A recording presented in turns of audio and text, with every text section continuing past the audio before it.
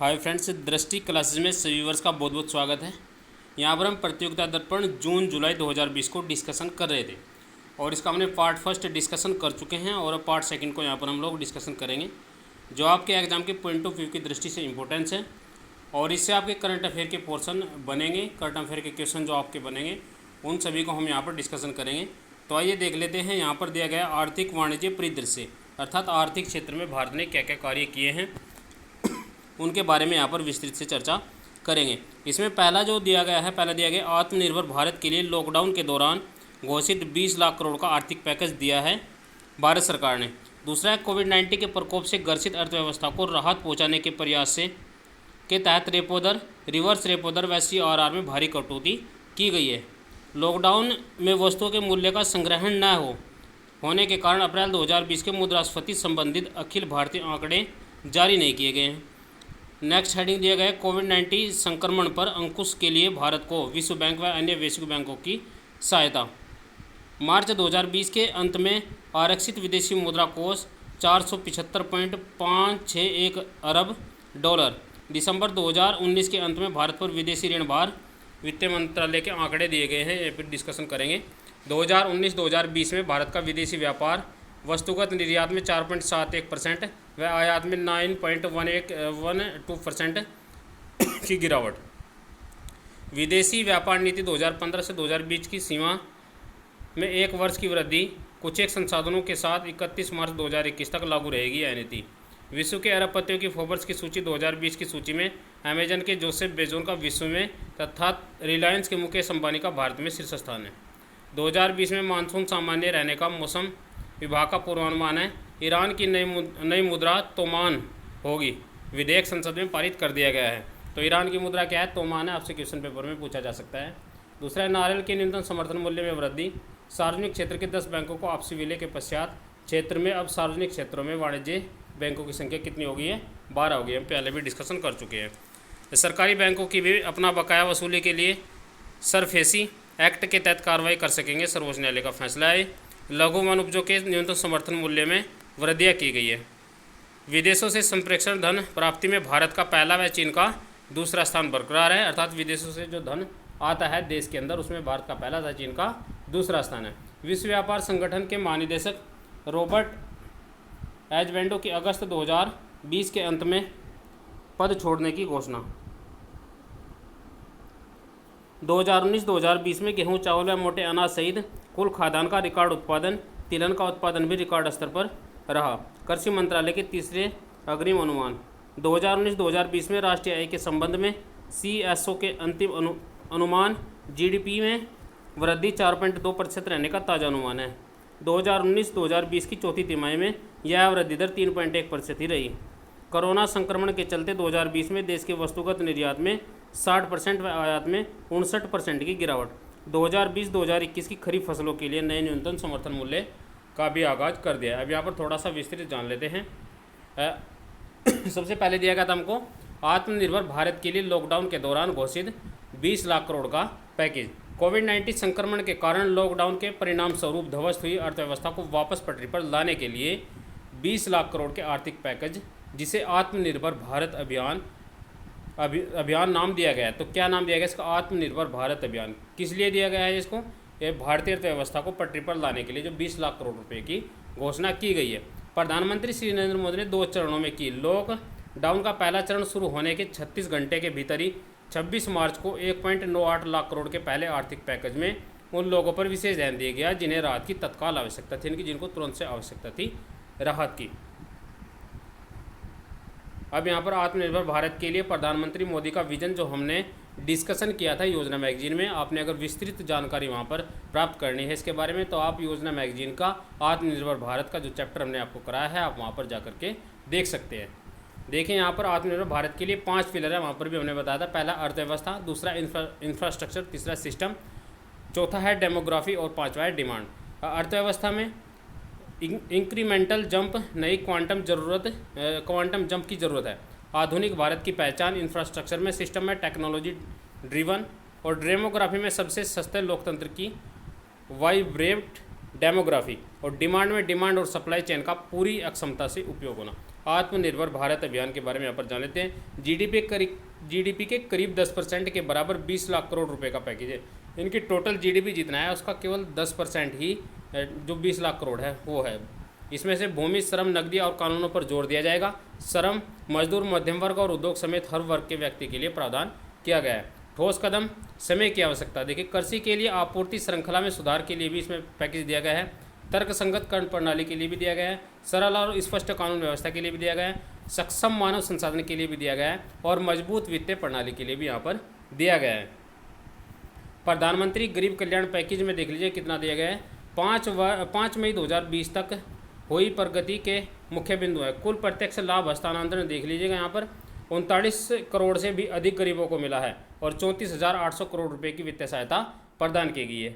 PM किसान की पहली किस्त कुल 8.19 करोड़ किसानों को मिली है, जिसमें 16,394 करोड़ रुपए हस्तांतरित कर दिए गए हैं। 2 किस्तों में 25.62 करोड़ महिला जनधन अकाउंट में 12,810 करोड़ रुपए दिए गए हैं।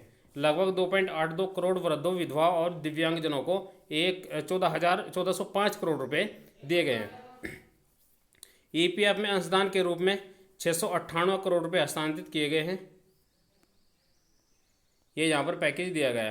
प्रधानमंत्री गरीब कल्याण अन्न योजना के तहत 67.65 लाख टन अनाज का उठाव दिया गया है। अप्रैल के लिए 36 राज्यों के केंद्र शासित प्रदेशों द्वारा 66.33 करोड़ लाभार्थियों को 30.16 लाख टन खाद्यान्न वितरण किया गया है।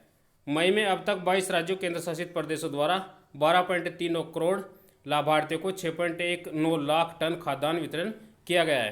प्रधानमंत्री उज्ज्वला योजना के तहत 4.82 करोड़ मुफ्त गैस सिलेंडर वितरित किए गए हैं। मनरेगा के तहत भी देख लेंगे, यहाँ पर 1 अप्रैल 2020 से बढ़ी हुई दरों को अधिसूचित किया गया है। मौजूदा वित्तीय वर्ष में 5.97 करोड़ व्यक्ति कार्य दिवस के अवसर पर पैदा हुए। राज्यों को वेतन और सामग्री दोनों के लिए लंबित बकाया का भुगतान करने के लिए 21,032 करोड़ रुपए जारी किए गए। न्यू इंडिया एसोसिएशन द्वारा शुरू की गई बीमा योजना के तहत सरकारी अस्पतालों और स्वास्थ्य देखभाल केंद्रों में काम करने वाले 22.12 लाख स्वास्थ्य कर्मचारियों को शामिल किया गया है। आत्मनिर्भर भारत अभियान पैकेज नंबर 2 प्रवासियों और किसानों सहित गरीबों के लिए। प्रवासियों के लिए अगले 2 महीने तक निःशुल्क अनाज उपलब्ध कराया जाएगा। अभी ये बढ़ा दिया गया है और ये नवंबर तक हो गए। नवंबर तक निःशुल्क अनाज उपलब्ध कराया जाएगा। प्रवासी लाभार्थियों के लिए मार्च 2021 तक देश के किसी भी कोने में सार्वजनिक वितरण प्रणाली का उपयोग कर उचित मूल्य की दुकान से राशन लेने की व्यवस्था की गई है। इसमें एक देश एक राशन कार्ड योजना भी प्रारंभ की गई है। प्रवासी श्रमिकों और शहरी गरीबों के लिए सस्ते किराए के आवास परिसरों की योजना शुरू की गई है। शिशु मुद्रा ऋण लेने वाले को 12 महीने के लिए 2% ब्याज की छूट, 15,000 करोड़ रुपए की राहत पैकेज दी गई। रेहड़ी पटरी वालों के लिए 5,000 करोड़ रुपए की ऋण सुविधा उपलब्ध कराने के लिए दिया गया है। क्रेडिट लिंक्ड सब्सिडी योजना के माध्यम से आवासन क्षेत्र और मध्यम आय समूह को 70,000 करोड़ रुपए का प्रोत्साहन दिया गया है। रोजगार उपलब्ध कराने के प्रति वनीकरण कोष प्रबंधन एवं योजना प्राधिकरण फंड से 6,000 करोड़ रुपए की व्यवस्था की गई है। नाबार्ड के जरिए किसानों को 30,000 करोड़ रुपए के अतिरिक्त आपातकालीन कार्यशील पूंजीगत निधि, किसान क्रेडिट कार्ड के माध्यम से 2.5 करोड़ किसानों को 2 लाख करोड़ का रियायती ऋण उपलब्ध कराया जाएगा।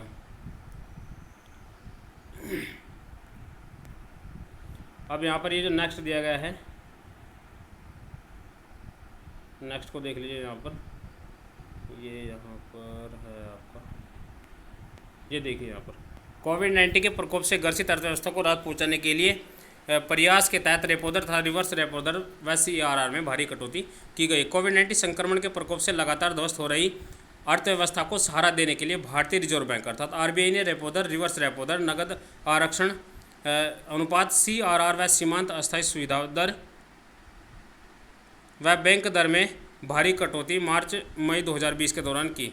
इन कटौतियों के साथ फरवरी 2020 में शुरू की गई लॉन्ग टर्म रेपो ऑपरेशंस के LTRO के परिणामस्वरूप अर्थव्यवस्था में तरलता के प्रभाव में वृद्धि की जाएगी। अर्थव्यवस्था में पर्याप्त तरलता उपलब्ध कराने की आवश्यकता को देखते हुए बैंकों के मौद्रिक समीक्षा की बैठक 31 व 3 अप्रैल को होगी। 31 मार्च 1 व 3 अप्रैल को होगी। 24, 26 व 27 अप्रैल को संपन्न कर दी गई। बाद में 2020-21 की पहली बैठक की भी जून के प्रथम सप्ताह से पूर्व ही 2020 से 22 मई 2020 को संपन्न कर दी गई। बैंकों दरों में कटौती के साथ साथ टर्म लोन्स की किस्तें EMIS से चुकाने के लिए पहली 3 माह मार्च से मई व पुनः 3 माह जून से अगस्त की छूट भी आरबीआई ने प्रदान की है। इसके अतिरिक्त फरवरी 2020 में किए गए लॉन्ग टर्म रेपो ऑपरेशन के परिणाम स्वरूप भी तरलता में वृद्धि की गई है। रिवर्स बैंक नीतिगत दरों में कटौती की गई है, ये यहाँ पर देख लीजिएगा। आपको ये यहाँ पर चार्ट दिया गया है, इस चार्ट को आप समझ लीजिएगा। इस चार्ट में सब कुछ दिया गया है। विभिन्न द्विमासिक नीतियों के तहत रिवर्स रिजर्व बैंक की नीतिगत दरों में भी परिवर्तन कर दिया गया है। यहाँ पर देख लीजिएगा 2019 का देखेंगे डायरेक्टली, 19-20 का 2019-20 में 2019-20 में यहाँ पर किया गया है। 4 अप्रैल 2019 को किया गया है। यहाँ पर ये रेपो दर आपको दिया गया है। यहाँ पर रिवर्स रेपो दर और रेपो दर, रिवर्स रेपो दर आपको दिया गया है 5.75% और रेपो दर दिया गया 6%। लेकिन 17 अप्रैल 2020 को दिया गया है रिवर्स रेपो दर 3.7%, अर्थात कटौती कर दी गई है 0.25% की, और जो रेपो दर है वो 4.40% यहाँ पर निर्धारित की गई। 22 मई 2020 को 3.35% रही है रिवर्स रेपो दर, और रेपो दर रही है 4%। ये यहाँ पर आप देख सकते हैं। लॉकडाउन में वस्तुओं के मूल्य का संग्रहण न होने के कारण अप्रैल 2020 के मुद्रास्फीति संबंधित अखिल भारतीय आंकड़े जारी नहीं किए गए। तो अखिल भारतीय आंकड़े जारी नहीं किए गए हैं। उपभोक्ता मूल्य सूचकांक का आधार वर्ष शुरू में 2010 था, जिसे जनवरी 2015 से 2012 तक 12 किया गया, जिसे जनवरी 2015 से 2012 किया गया था। इस सूचकांक हेतु वस्तु एवं सेवाओं के मूल्य संबंधित आंकड़े राष्ट्रीय सांख्यिकी बोर्ड NSO के फील्ड स्टाफ द्वारा 1114 चुनिंदा शहरों व बाजारों में तथा 1181 गाँव से संग्रहित किए गए हैं। कोविड संक्रमण पर अंकुश के लिए भारत को विश्व बैंक व अन्य वैश्विक बैंकों से सहायता प्रदान कर दी गई है। थोक मूल्य सूचकांक आधारित मुद्रास्फीति WPI, यहाँ पर देख लीजिए खुदरा मूल्य सूचकांक का ये ऐप है, इसको आप मैप है, इसको आप देख लीजिएगा ध्यान से। मार्च में कितना रहा है? 5.84% रहा है, यहाँ पर आप देख सकते हैं। मार्च 2020 के अंत में आरक्षित विदेशी मुद्रा कोष में 475.561 अरब डॉलर राशि है। तो आपसे पूछा जा सकता है कि मार्च 2021 के अंत तक विदेशी मुद्रा कोष में कितना धन है, तो 475.561 अरब डॉलर की धनराशि यहाँ पर उपलब्ध है। दिसंबर 2019 के अंत तक भारत पर विदेशी ऋण भार वित्त मंत्रालय के आंकड़े यहाँ पर दिए गए हैं, ये यहाँ पर आप देख सकते हैं। भारत के बाह्य ऋण से संबंधित प्रमुख सूचकांक 1991 और 1991 में यहाँ पर कितना था कुल बाह्य ऋण 83.8, जो कि GDP के प्रतिशत का कितना था 28.3% था। और अभी यहाँ पर दिसंबर 2019 में आपके अंत तक देख लीजिएगा, जो विदेशी ऋण है वो 563.9 अर्थात कितना बढ़ चुका है आप देख सकते हैं। पहले 83 था और अभी कितना हो गया 563.9% हो गया है, जो कुल GDP के प्रतिशत के रूप में विदेशी ऋण कितना है यहाँ पर 20.1% है। ये यहाँ पर सब दिया गया है। जो 2019-2020 में भारत का विदेशी व्यापार वस्तुगत निर्यात में 4.78% व आयात में 9.12% की गिरावट है। तो आपसे पूछ सकते हैं विदेशी व्यापार में वस्तुगत निर्यात में कितने परसेंट की गिरावट आई है? 4.7% की, और आयात में कितने परसेंट की गिरावट आई है? 9.12% की गिरावट यहाँ पर दर्ज की गई है। भारतीय वाणिज्य व्यापार का एक ग्राफ है, आप देख लीजिएगा, यहाँ से आपको सब कुछ समझ सकते हैं। विदेशी व्यापार नीति 2015-2020 की समय सीमा में 1 वर्ष की वृद्धि कर दी गई है। कुछ एक संशोधन के साथ 31 मार्च 2021 तक लागू रहेगी यह नीति। विश्व के अरबपतियों की सूची 2020 की सूची में अमेजन के जोसेफ विश्व के सबसे धनी व्यक्ति हैं तथा रिलायंस के मुकेश अंबानी का भारत में शीर्ष स्थान है। तो भारत में सबसे अधिक पैसे वाला व्यक्ति कौन है? तो मुकेश अंबानी। और विश्व में कौन है? अमेजॉन के संस्थापक जोसेफ बेजोस। तो आपसे पूछा जाता है कि विश्व के सबसे अधिक धनी व्यक्ति कौन है? तो जोसेफ बेजोस है। और ये किसके संस्थापक है? अमेजॉन के संस्थापक है यहाँ पर। और उनकी संपत्ति कितनी? 113 अरब डॉलर उनकी संपत्ति है। दूसरे नंबर पर कौन है? बिल गेट्स, आप देख सकते हैं, माइक्रोसॉफ्ट के संस्थापक है। तीसरे नंबर पर है बर्नार्ड अर्नोल्ड, फ्रांस के हैं। चौथे नंबर पर वॉरेन बफेट है, अमेरिका के। Berkshire Hathaway. भारत में सर्वाधिक धनी व्यक्ति कौन है? मुकेश अंबानी है, जो रिलायंस इंडस्ट्री से संबंधित है। और उनकी संपत्ति 36.8 अरब डॉलर है। दूसरे नंबर पर राधाकृष्ण दामिनी एवं परिवार है, रिटेल इन्वेस्टमेंट 13.8% के साथ में दूसरे स्थान पर है। यहाँ पर आप देख लीजिए ईरान की मुद्रा, ये आपसे इंपॉर्टेंट क्वेश्चन, बड़ा ही इंपॉर्टेंट क्वेश्चन है। ईरान की मुद्रा तोमान होगी, विधेयक संसद में पारित। तो आपसे पूछ सकता है कि ईरान की मुद्रा क्या है? ईरान की मुद्रा है तोमान, जो कि वर्तमान में अभी ईरान की मुद्रा तोमान है। आपसे पूछ सकता है कि ईरान की मुद्रा क्या है? तो वह क्या है? तोमान, जो कि अभी बदल दी गई है। सार्वजनिक क्षेत्रों के 10 बैंकों के आपसी विलय के पश्चात देश में अब सर्वाधिक सार्वजनिक क्षेत्रों में वाणिज्य बैंकों की संख्या 12 हो गई है। कितने हो गई है वाणिज्य बैंकों की संख्या यहाँ पर? 12 हो गई। आपसे पूछ सकते हैं कि वाणिज्य बैंकों की संख्या कितनी है? 12 है। 2020 में मानसून सामान्य रहने का अनुमान पूर्वानुमान लगाया गया है। नारियल के न्यूनतम समर्थन मूल्य आप यहाँ पर देख लीजिएगा।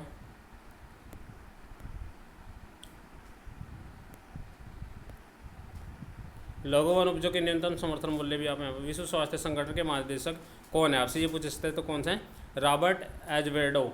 रॉबर्ट एजवर्डो विश्व स्वास्थ्य संगठन के महानिदेशक है और अगस्त 2020 के अंत में क्या कर देंगे? अपने पद को त्यागपत्र दे देंगे। पहले कौन थे यहाँ पर? पीटर सुरलैंड आयरलैंड के थे। जो पीटर सुरलैंड आयरलैंड के थे वो पहले इसके अध्यक्ष थे। 2019-2020 में गेहूं, चावल व मोटे अनाज सहित कुल खाद्यान्नों का रिकॉर्ड उत्पादन, तिलहनों का उत्पादन भी रिकॉर्ड स्तर पर रहा। यहाँ पर आप देख सकते हैं, ये यहाँ पर है, ये मैप यहाँ पर आप पूरा का पूरा देख लीजिएगा, इससे आपको विस्तृत जानकारी मिल जाएगी।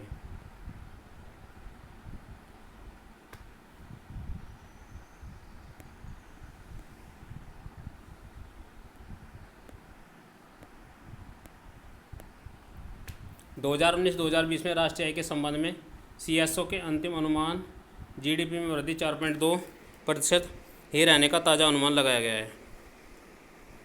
स्थिर मूल्य सूचकांक पर प्रमुख आंकलन यहाँ पर दिया गया, आप देख लीजिएगा। कोरोना संक्रमण के चलते अप्रैल 2020 में देश के वस्तु निर्यात में 60% व आयात में 59% की गिरावट दर्ज की गई है। तो आपसे पूछ सकता है कि आयात में कितने परसेंट की गिरावट दर्ज की गई है? आयात में गिरावट दर्ज की गई है आपकी 59% और निर्यात में 60% की गिरावट दर्ज की गई है। अर्थव्यवस्था के विभिन्न उत्पादक क्षेत्रों में GVA में वृद्धि 2011-12 के स्थिर मूल्यों के आधार पर यहाँ पर ही दिया गया, आप देख लीजिएगा।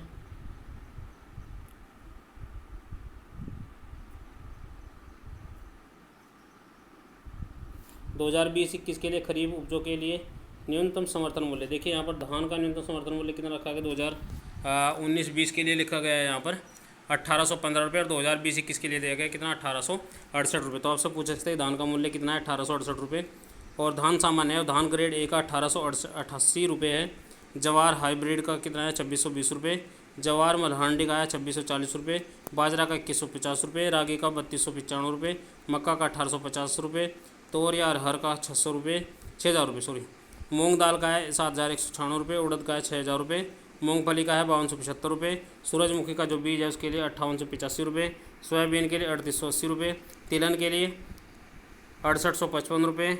नाइजर सील्ड के लिए 6695 रुपये। कपास मध्यम रेस के लिए 5515 रुपये और कपास लंबा के लिए 5825 रुपये का मूल्य यहाँ पर निर्धारित किया गया है।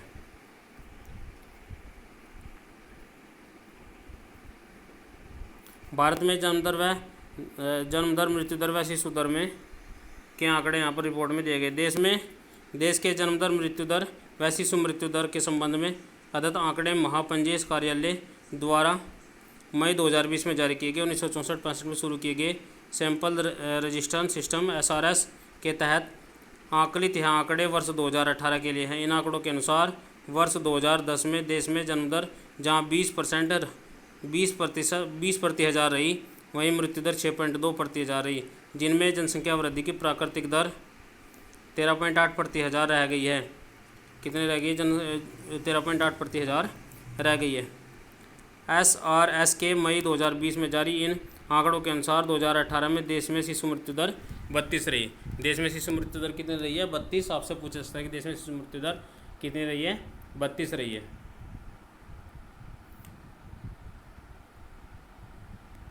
SRS की रिपोर्ट के अनुसार विगत वर्षों में देश में शहरी एवं ग्रामीण क्षेत्रों में जन्म दर के अंतर में काफ़ी कमी दर्ज की गई। इसमें बताया गया है कि वर्ष 2009 में देश में शहरी और ग्रामीण क्षेत्रों में जन्म दर पर 18.3 प्रति हज़ार तथा 24.1 प्रति हज़ार थी, जो 2018 में क्रमशः 16.7 व 21.6 प्रति हज़ार हो गई है। केंद्र शासित प्रदेश यहाँ पर देख लीजिए, केंद्र शासित प्रदेश यहाँ पर दिए गए उनमें जन्म दर बिहार में सबसे ज़्यादा जन्म दर है। बिहार राज्य में जन्म दर सबसे ज़्यादा 26.2% है प्रति हज़ार पर। उत्तर प्रदेश में उसके बाद है 25.6% और तीसरे स्थान पर मध्य प्रदेश है 24.6%। राजस्थान चौथे स्थान पर है 24% 24.0% और झारखंड 22.6% है। छोटे राज्यों में मेघालय प्रथम स्थान पर है 22.1% के साथ, अरुणाचल दूसरे स्थान पर है 17.9% के साथ और सिक्किम है 16.3% के साथ। केंद्र शासित प्रदेश दादरा और नगर हवेली में 22.9% के साथ पहले स्थान पर है। दमन एवं दीव 19.6% के साथ में दूसरे स्थान पर है। लक्षद्वीप 13.7 के साथ में तीसरे स्थान पर। सबसे कम जन्म दर वाले राज्य पहले केरल है, जिसमें सबसे कम जन्म दर है। सबसे कम जन्म दर वाले केंद्र शासित प्रदेश, ये सबसे अधिक जन्म दर वाले केंद्र शासित प्रदेश सबसे, हाँ, और यहाँ पर सबसे कम जन्म दर वाले केंद्र शासित प्रदेश हैं। पहले नंबर पर केरल है, केरल में 13.9 प्रति हज़ार है। तमिलनाडु में 14.7 प्रति हज़ार है। दिल्ली में 14.7 है। पंजाब में 14.8 है और पश्चिम बंगाल है 15.8 है। छोटे राज्यों में गोवा 12.4% के साथ में पहले स्थान पर है। नागालैंड 12.9% के साथ में दूसरे और त्रिपुरा 13% के साथ में तीसरे स्थान पर है। केंद्र शासित प्रदेशों की अगर बात करें तो यहाँ पर अंडमान निकोबार प्रथम स्थान पर, चंडीगढ़ दूसरे स्थान पर और पुडुचेरी तीसरे स्थान पर है। ये भी यहाँ पर देख लीजिएगा।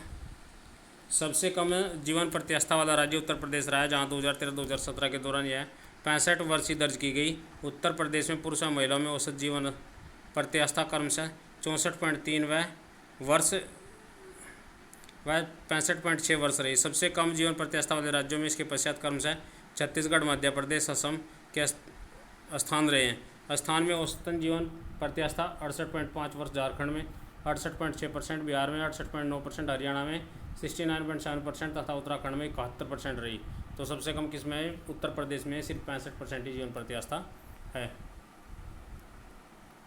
ये कुछ आंकड़ा दिया गया, आप देख लीजिएगा। सर्वोच्च मृत्यु दर वाले राज्य, सबसे अधिक मृत्यु दर किस में है? सबसे अधिक मृत्यु दर छत्तीसगढ़ में 8 है। दूसरा स्थान पर ओडिशा 7.3, केरल 6.9, मध्य प्रदेश व आंध्र प्रदेश 6.7, 6.7, पंजाब व उत्तर प्रदेश में 6.6, 6.6। छोटे राज्यों में हिमाचल प्रदेश प्रथम स्थान पर, दूसरे पर अरुणाचल प्रदेश, तीसरे में गोवा। केंद्र शासित प्रदेशों में पौंडीचेरी 6.9% के साथ में प्रथम स्थान पर है। लक्षद्वीप 5.6% के साथ में दूसरे स्थान पर है। अंडमान निकोबार 5.3% के साथ में तीसरे स्थान पर है। ये यहाँ पर आप देख लीजिएगा। संक्षिप्त शब्दों के बारे में यहाँ पर देख लीजिएगा क्या है। PM care, prime minister citizen assistant and relief in emergency century fund, प्रधानमंत्री नागरिक सहायता एवं आपातकालीन स्थिति राहत कोष। PM care, prime minister citizen assistance and relief in emergency situation. तो पीएम केयर का फुल फॉर्म आपसे पूछा जा सकता है। कोरोना वायरस के खिलाफ सरकार की लड़ाई में जनसामान्य के योगदान हेतु इस कोष का गठन प्रधानमंत्री श्री नरेंद्र मोदी ने 28 मार्च 2020 को किया था।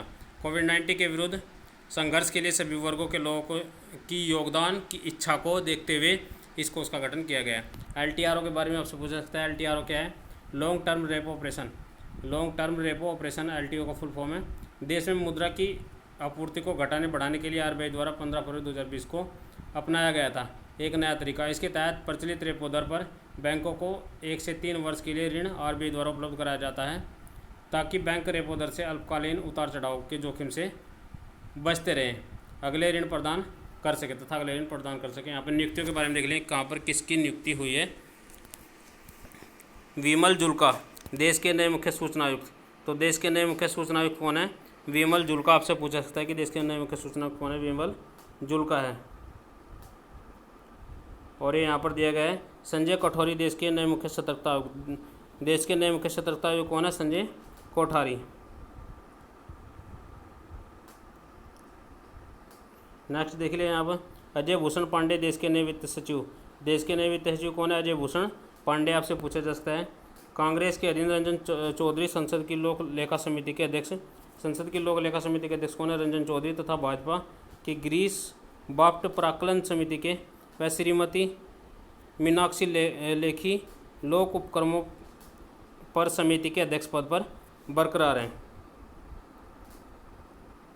रिजर्व बैंक के डिप्टी गवर्नर बीपी कानूनगो के कार्यालय में 1 वर्ष की अवधि। दिया मिर्जा संयुक्त राष्ट्र पर्यावरण कार्यक्रम की सद्भावना दूत पुनर्निर्वाचित। तो दिया मिर्जा किसकी सद्भावना राजदूत नियुक्त किए थे? राष्ट्रीय पर्यावरण कार्यक्रम की सद्भावना राजदूत है। भारतीय मूल के अशोक माइकल पिंटो आरबीआई में अमेरिका के प्रतिनिधि। आरबीआई में अमेरिका के प्रतिनिधि। यूवी परिणाम 2020-2021 के लिए नास्कॉम के चेयरमैन के रूप में चुना गया है। टीएस तिरुमूर्ति संयुक्त राष्ट्र संघ में भारत के नए नए राजदूत। केंद्रीय संस्था के लिए हिंदी सेवा सम्मान दिया गया है। गंग शरण सिंह पुरस्कार दिया गया है गौरीशंकर विद्यार्थी। ये सब यहाँ पर पुरस्कार दिए गए, ज़्यादा इंपॉर्टेंस नहीं है, छोड़ देंगे इनको। ये भी इंग्लैंड के बेन स्टोक व ऑस्ट्रेलिया की एलिरा पेरी वर्ष 2019 के लिए विजन के लीडिंग क्रिकेटर। तो विजन के लीडिंग क्रिकेटर कौन है? बेन स्टोक और एलिसा पेरी। यहाँ पर ये रिपोर्ट दिया गया है पूरा। 2003 में रिकी पॉन्टिंग को दिया गया था, 2004 में शेनवान को, और लीडिंग महिला 2014 से लिया गया मैगिंग लेनिन ऑस्ट्रेलिया की, और 2019 में एलिस पेरी। और यहाँ पर 2019 में बेन स्टोक्स कहाँ के? इंग्लैंड के। आपसे पूछ सकते हैं कि बेन स्टोक्स किस देश से खेलते हैं, तो इंग्लैंड से खेलते हैं। 2018 में विराट कोहली, 2017 में विराट कोहली, 2016 में विराट कोहली। अर्थात लगातार 3 सालों तक विराट कोहली रहते थे, लेकिन 2019 में चेंज हो गया है और बेन स्टोक यहाँ के विजडन में बेन स्टोक को स्थान मिला है। बेन स्टोक किस देश से हैं? इंग्लैंड से। बुकर अंतर्राष्ट्रीय पुरस्कार 2020 अल्पसूचित 6 पुस्तकों की घोषणा। बुकर अंतर्राष्ट्रीय पुरस्कार 2020 के लिए अल्पसूचित ये पुस्तकें हैं यहाँ पर, इनको आप देख लीजिएगा।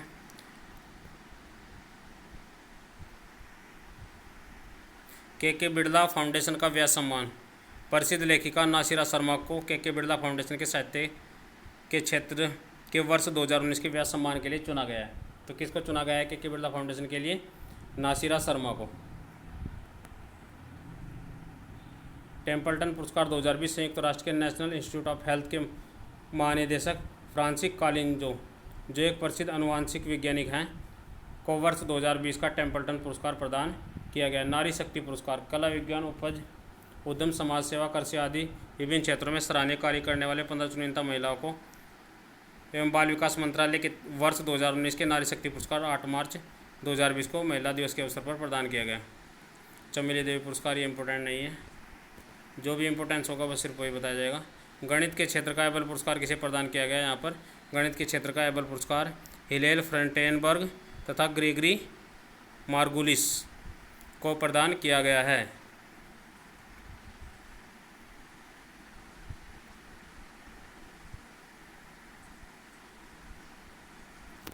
पुलित्जर पुरस्कार 2020 पत्रकारिता, साहित्य, ड्रामा व संगीत आदि के क्षेत्र में वर्ष 2020 के लिए पुलित्जर पुरस्कार की घोषणा अमेरिका के कोलंबिया विश्वविद्यालय में 4 मई 2020 को की गई। पुलित्जर पुरस्कार 20 मई को घोषित किया गया था, किंतु तो पुलित्जर पुरस्कार किससे संबंधित है? पत्रकारिता, साहित्य और ड्रामा से संबंधित है ये पुलित्जर पुरस्कार।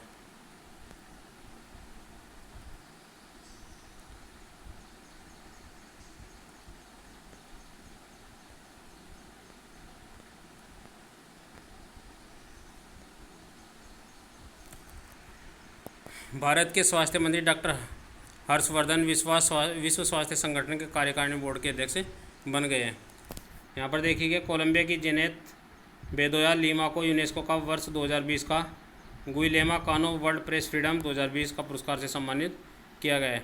सेक्टर समिति की अनुशंसा के आधार पर IMF के 9304 पद समाप्त। पाकिस्तान एयरफोर्स में पहली बार एक हिंदू पायलट है, ये देख लीजिएगा यहाँ पर, इसका नाम है राहुल देव। निधन देख लीजिएगा यहाँ पर। निधन सबसे पहले इरफान खान है, जो एक प्रसिद्ध अभिनेता थे। आपसे पूछ सकता है कि इरफान खान किससे संबंधित है या अभिनय से संबंधित है? इनका जन्म जयपुर में हुआ था। दूसरा यहाँ पर ऋषि कपूर है, जो भी के अभिनय से संबंधित है।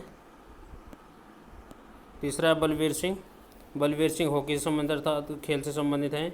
भारत की हॉकी टीम के शान रहे बलवीर सिंह का 96 वर्ष की आयु में मोहाली में एक अस्पताल में उनका निधन हो गया। अजीत जोगी का भी निधन हो गया। छत्तीसगढ़ के पूर्व मुख्यमंत्री श्री अजीत जोगी का 29 मई 2020 को रायपुर के एक अस्पताल में निधन हो गया। तो किससे संबंधित है? राजनीति से।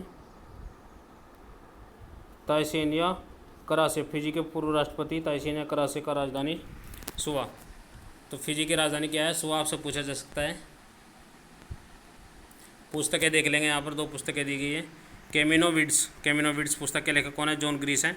आपसे पूछ सकता है कि कैमिनोविड्स पुस्तक के लेखक कौन है? जॉन ग्रीस। और द आइका बाग पुस्तक के लेखक कौन है? J.K. रोलिंग। द आइका बाग पुस्तक के लेखक कौन है? J.K. रोलिंग। यहाँ पर आप देख लीजिएगा जूम करके, थोड़ा सा स्टॉप करके, कुछ दिवस दिए गए हैं, इनके बारे में आप खुद से डिस्कशन कर लीजिएगा, खुद से इनको देख लीजिएगा, क्योंकि इनके बारे में कुछ ज़्यादा समझाने की ज़रूरत नहीं है। यहाँ पर मई, जून, जुलाई, अप्रैल तक का दिया गया है, यहाँ पर मई तक का, ये देख लीजिएगा यहाँ पर 31 मई तक का। संयुक्त राष्ट्र वैशाख दिवस मई माह में पूर्ण चंद्रमा वाला दिवस। अंतरिक्ष में देख लीजिए क्या हो रहा है। आर्कटिक में जलवायु परिवर्तन पर निगरानी हेतु रूसी उपग्रह आर्कटिम एम का प्रक्षेपण दिसंबर 2020 में किया है। तो आर्कटिम एम का प्रक्षेपण किस देश ने किया है, यहाँ पर ये रूस ने किया है, ये आपसे पूछा जा सकता है। जेतु भारतम वसुधैव कुटुंबकम। कोरोना वायरस से जुड़े संपूर्ण विश्व के बीच भारत की वसुधैव कुटुंबकम की भावना को व्यक्त करने वाला तथा आत्मनिर्भर भारत की लहर के प्रसार के लिए इस प्रसारण गीत को SP बाला सुब्रमण्यम, आशा भोसले तथा कवि कृष्णमूर्ति, सोनू निगम, कैलाश खेर व अनुराग पौडवाल सहित कई जाने माने गायकों ने सुर दिए।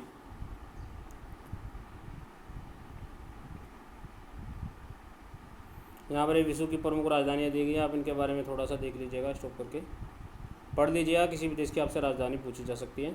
चेचक उन्मूलन की 40वीं वर्षगांठ पर संयुक्त राष्ट्र संघ विशेष स्मारक डाक टिकट जारी करेगा।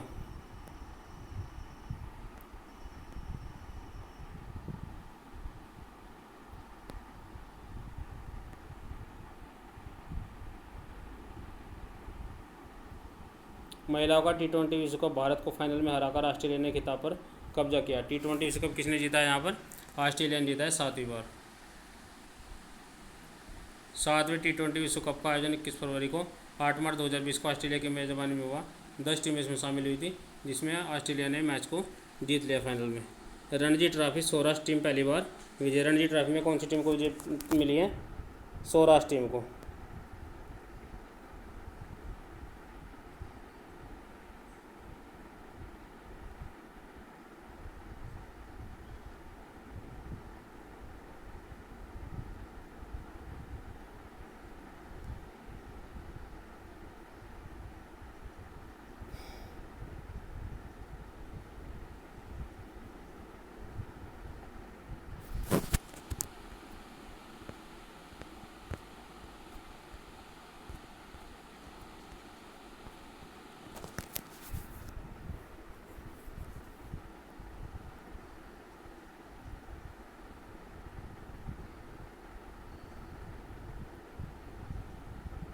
ऐतिहासिक स्थल यहाँ पर दिए गए हैं, इनके बारे में जान लेंगे।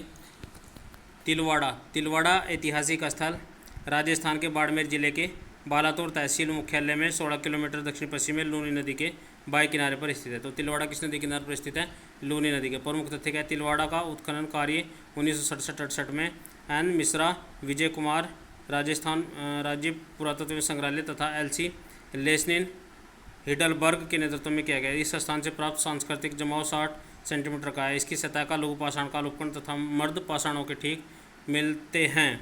उत्खनन में यहाँ से फर्श के चारों ओर गोल पत्थर जमा हुए मिले हैं। तिलवाड़ा में गोल झोपड़ियों के साक्ष्य प्राप्त हुए हैं। यहाँ से एक 70 सेंटीमीटर गहरा एवं 20 सेंटीमीटर मुख वाला गड्ढा मिला है, जो उत्तरोत्तर नीचे की ओर संकरा होता है। इस गड्ढे में कुछ मर्द पात्रों के टुकड़े व हड्डियाँ व राख मिली हैं। इस स्थल से क्वार्टाइज चार्ट एवं कोरोनिल से बनी हुई करोड़ ब्लेड, ट्रेम्पिज पॉइंट तथा ट्रायल इत्यादि उपकरण प्राप्त हुए हैं। ये यहाँ पर स्थान यहाँ पर दिया गया है, इसको देख लीजिएगा यहाँ पर। और इसके प्रमुख तथ्य हैं। दूसरा है अरिच्छमा, रामपुर के निकट स्थित अरिच्छमा लोह युग 1500 ईसा पूर्व से लेकर के 1800 ईसा पूर्व का एक प्रसिद्ध शहर था, जिसका उल्लेख महाभारत में पांडवों की राजधानी के रूप में किया गया है। वर्तमान समय में इसके अवशेष ही शेष रह गए, जिनसे ज्ञात होता है कि यहाँ चित्रित घूमर, मर्तभांड, पेटेड ग्रेवेयर संस्कृति को अपनाया गया है, जो लोह युग की प्रमुख विशेषताओं में से एक थी। यह लाल और काले मर्तभांडों के बाद प्रचलन में आई यहाँ उत्तर पांचाल की राजधानी थी। नेक्स्ट स्थान का नाम है ओरछा। ओरछा एरिया, ओरछा मध्य प्रदेश के बुंदेलखंड संभाग में बेतवा नदी के किनारे पर है। तो आपसे पूछे ओरछा का किस राज्य में है, ये आपका ओरछा पड़ता है किस राज्य में, मध्य प्रदेश में। और किस नदी के किनारे पर है, बेतवा नदी के किनारे पर। ओरछा महलों और मंदिरों के लिए जाना जाता है। कभी बुंदेलखंड की राजधानी रह चुका है। यह जगह आज छोटा सा शहर है। आज भी यहाँ पुरानी इमारतों के खंडर बिखरे पड़े हैं।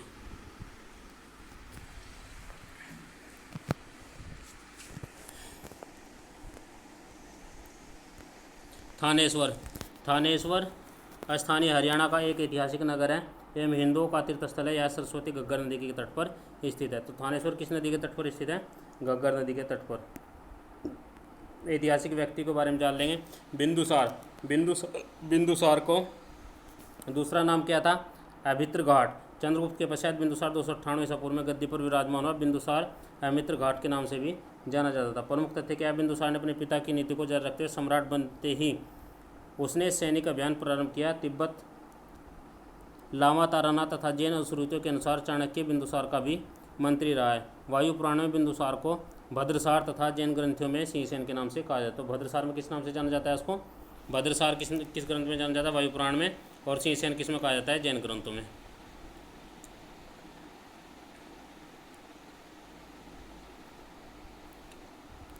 इसने सुदूरवर्ती दक्षिणी भारतीय क्षेत्रों को भी जीतकर मगध साम्राज्य से सम्मिलित किया। दिव्यदान के अनुसार इसके शासनकाल में तक्षशिला प्रांत में 2 विद्रोह हुए, जिसका दमन करने के लिए पहली बार अशोक को, दूसरी बार सुसीम को भेजा गया। बिंदुसार से राज दरबार में यूनानी शासक एंटियोकस प्रथम ने डायमैक्स नामक व्यक्ति को राजदूत के रूप में नियुक्त किया। एथीनियस नामक यूनानी लेखक के अनुसार बिंदुसार ने एटिनियोस को पत्र लिखकर यूनानी मीठी शराब, सूखे अंजीर तथा एक दार्शनिक की मांग की।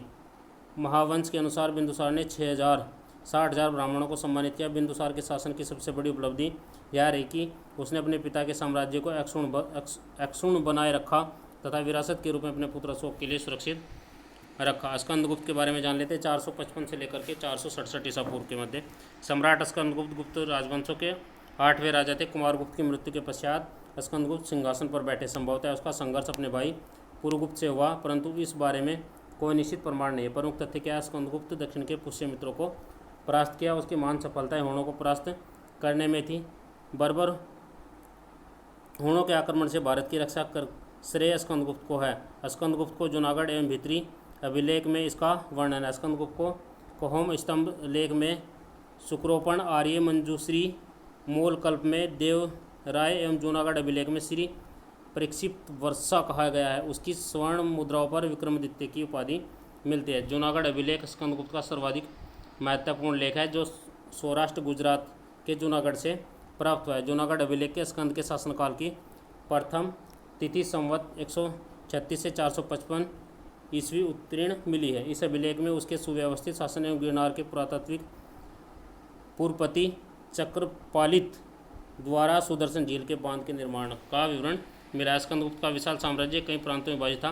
प्रांतों के देश या अवंती कहा जाता था। प्रांतों के राज्यपाल को गोप्ता कहा जाता था। क्या कहा जाता था? गोप्ता। कुतुबुद्दीन ऐबक 1206 से 1210। कुतुबुद्दीन मूल रूप से गुलाम था। उसे सर्वप्रथम निसार के काजी द्वारा खरीदा गया था। तो किसके द्वारा खरीदा गया था? निसार के काजी। लेकिन उसने अपने साहस और अन्य गुणों से उसने मोहम्मद गोरी को प्रभावित किया और बाद में मोहम्मद गोरी ने उसे खरीद लिया। जब ऐबक जनजाति का एक तुर्क था, तुर्की भाषा में इसका अर्थ होता है चंद्रमा का स्वामी। उसे दिल्ली सल्तनत के स्थापत्य के रूप में मान्यता एक औपचारिक मात्र थी। उसने अपना शासक मालिक और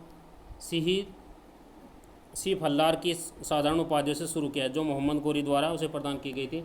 सत्ता ग्रहण करने के उपरांत कुतुबुद्दीन ऐबक ने पहले लाहौर तथा बाद में दिल्ली को अपनी राजधानी बनाया। 4 वर्षों के संक्षिप्त शासनकाल में उसने कोई ने विजय प्राप्त नहीं की, क्योंकि उसका पूरा ध्यान कानून और व्यवस्था बनाए रखने में था तथा अपनी तुर्की सेना को शक्तिशाली बनाने में ही लगा रहा। कुतुबुद्दीन अपनी उदारता के लिए प्रसिद्ध था और इसी कारण उसे लाखों का दाता का उपमान कहा गया। लाख बख्श के नाम से किसको जाना जाता है? कुतुबुद्दीन ऐबक को। आपसे पूछा जा सकता है 1210 ईस्वी में लाहौर में चौका खेलते उसकी मृत्यु हो गई अचानक घोड़े से गिरकर। महमूद बेगड़ा प्रथम 1459 से 1511। महमूद बेगड़ा गुजरात का महानतम शासक था। इसने गुजरात को अस्थायित्व प्रदान किया और युद्धों द्वारा अपने राज्य का विस्तार किया। प्रमुख तथ्य 1461 में महमूद ने दक्षिणी राजस्थान में जालौन में मुस्लिम शासकों को पराजित किया तथा उसे अपना अधीनस्थ बना लिया। फिर उसे पश्चिमी तट पर स्थित दमन के बंदरगाह को उसने हिंदू शासकों से छीन लिया। सर्वप्रथम उसने 1466 ईस्वी में गिरनार जूनागढ़ के यादव राजकुमार से नजराना वसूल किया, लेकिन 4 वर्ष बाद उसने गिरनार को जीतकर अपनी सल्तनत में मिला लिया। महमूद बेगड़ा ने गिरनार पहाड़ी की तलहटी में मुस्तफ़ा नामक नगर की स्थापना की। तात्या टोपे तात्या टोपे के बारे में जान लेते हैं। तात्या टोपे ने आज़ादी के लिए लड़ी जाने वाली पहली लड़ाई में अहम भूमिका निभाई। टोपे का नाम उन लोगों में शामिल है जिन्होंने सबसे पहले अंग्रेज़ों के खिलाफ विद्रोह शुरू किया। तात्या टोपे जी का जन्म सन 1814 ईस्वी में महाराष्ट्र के नासिक जिले के नाम येवला नाम के एक गांव में हुआ था। उनका वास्तविक नाम रामचंद्र पांडुरंग राव था, हालांकि लोग उन्हें तात्या टोपे के नाम से बुलाते थे। उनके पिता पांडुरंग राव भट्ट पेशवा बाजीराव द्वितीय के धर्मादाय विभाग के प्रमुख थे। उनकी विधाता एवं कर्तव्यपरायणता देखकर बाजीराव ने उन्हें राज्यसभा में बहुमत नवरत्न जड़ित टोपी देकर उनका सम्मान किया। तब से उनका उपनाम टोपे पड़ गया। इनकी शिक्षा मनुबाई रानी लक्ष्मीबाई के साथ हुई। जब ये बड़े हुए तो पेशवा बाजीराव ने तात्या को अपना मुंशी बना लिया। प्रमुख तथ्य क्या है यहाँ पर? अंग्रेज़ों के खिलाफ हुए 1857 की क्रांति में तात्या टोपे का भी बड़ा योगदान है। तात्या टोपे तेज और साहसी थे। सन 1857 में जब विद्रोह प्रारंभ हुआ तब तात्या ने 20,000 सैनिकों के साथ मिलकर अंग्रेज़ों को कानपुर छोड़ने पर मजबूर कर दिया। इन्होंने कालपी में युद्ध में झांसी की रानी की मदद की। नवंबर 1857 में इन्होंने ग्वालियर में विद्रोह की सेना एकत्रित की और कानपुर जीतने के प्रयास किए, लेकिन यह संभव नहीं हुआ। इसका मुख्य कारण था कि ग्वालियर के पूर्वी सरदार मान सिंह ने जागीर के लालच में आकर अंग्रेज़ों के साथ हाथ मिला लिया, जिससे ग्वालियर फिर से अंग्रेज़ों के कब्जे में आ गया।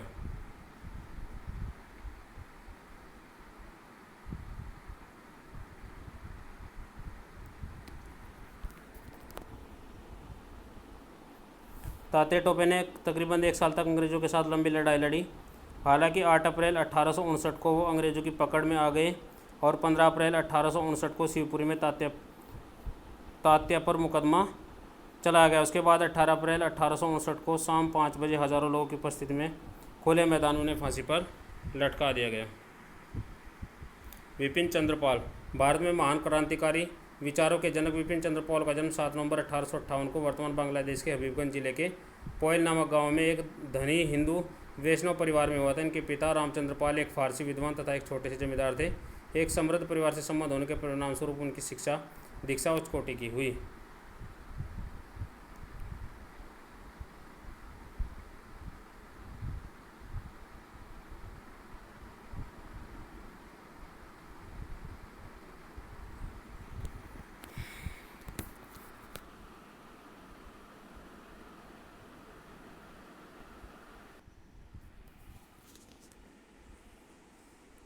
तो आइए अब यहाँ पर देख लेते हैं वर्तमान में चर्चित अभिन्न अवधारणाएं।